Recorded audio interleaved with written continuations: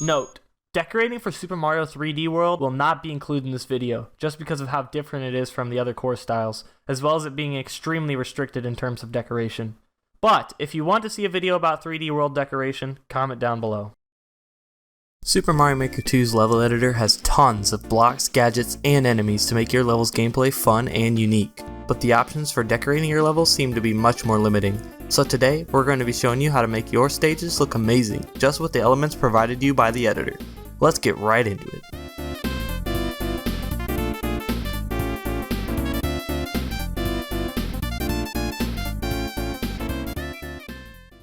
So, to start off, let's take a look at these little background objects that show up randomly when you're dragging ground tiles across the screen.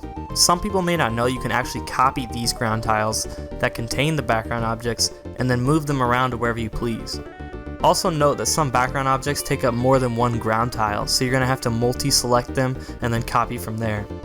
There are also unique backgrounds for each course theme and offer a ton of added aesthetics to your level. Here are a few examples of these objects used to create some pretty nice looking scenes.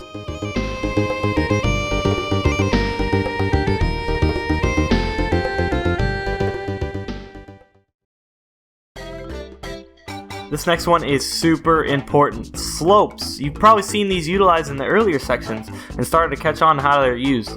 The addition of slopes in Mario Maker 2 allow you to add so much more shaping to your levels and make them look much more natural. They can shape the terrain of a level and make it flow much better than one that just uses solid square tiles. Just look at the difference from this scene from earlier with and without slopes.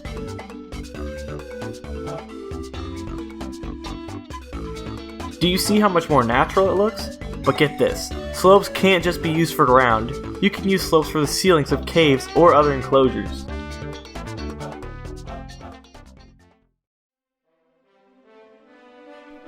Now the next course element I want to utilize is sizables. These are also unique to each course style and may be the most versatile tool for decoration and functionality in this whole video.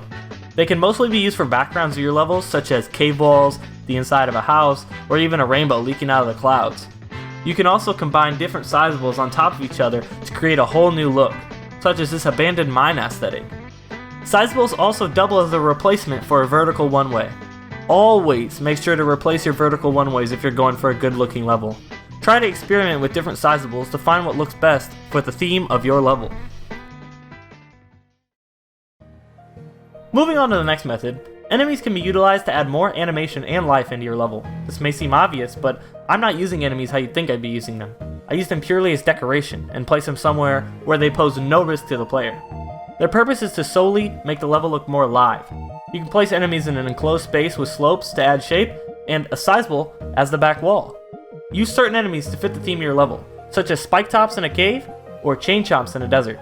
Or you can place them right under the top of sizables like this. The player cannot get hurt by walking over them this way.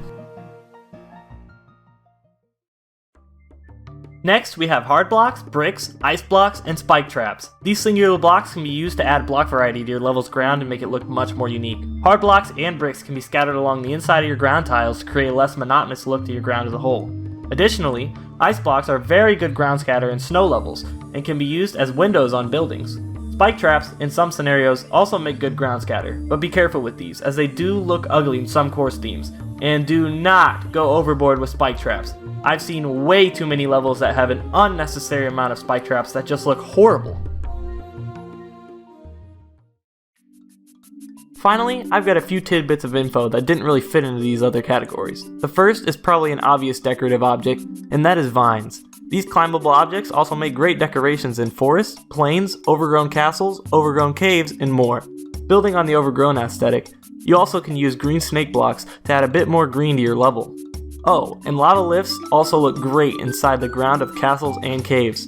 Also, if you're placing down gadgets, platforms, or obstacles, always give them a purpose. If you're placing down a swinging claw, make it look like it's hanging from something that isn't thin air. Or if you're placing down saws, make sure they're held up by a vine or ground tiles. It just makes your level look much cleaner. And that's all the tips I have for now. Thanks so much for watching, and if you have any tips that I may have missed in the video, drop them in the comments below. Make sure to leave a like if you enjoyed, and subscribe for more videos on Mario Maker and everything Nintendo. This has been Chips. Peace out.